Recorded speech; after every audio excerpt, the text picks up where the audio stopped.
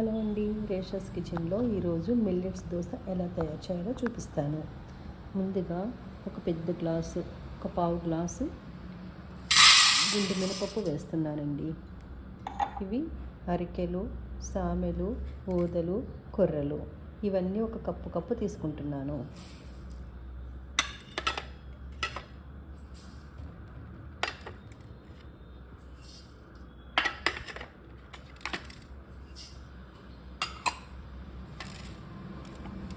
పచ్చిశనగపప్పు ఒక కప్పు అండి. అన్ని కప్పు రేషియోలో ఇది ఒక చిన్న గ్లాస్ అనమాట, కప్పు రేషియోలో ఉంటుంది. ఒక కప్పు బ్రౌన్ రైస్ వేస్తున్నాను. కొంచెం క్రిస్పీ కోసం బ్రౌన్ రైస్ వాడుతున్నాను. 2 పెద్ద స్పూన్స్ మెంతులు. ఇవన్నీ మనం 2 సార్లు శుభ్రంగా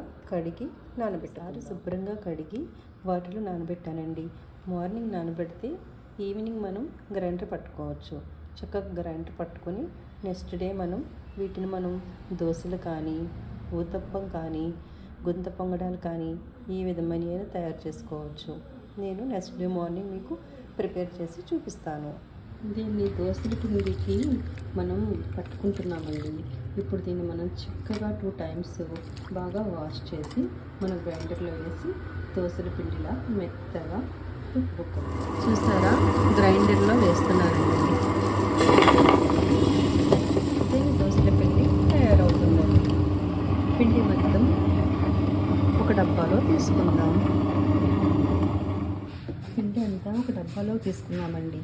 ఇది ఈరోజు నైట్ అంతా బయట ఉంచి రేపు మార్నింగ్ మనం దోశలు వేసుకుందాం. చూసారా, మార్నింగ్ పిండి ఎంత బాగా పొంగిందో. ఇప్పుడు నేను చక్కగా దోశ వేసి చూపిస్తాను. దోశ వేసానండి. లైట్గా జీలకర్ర వేసాను.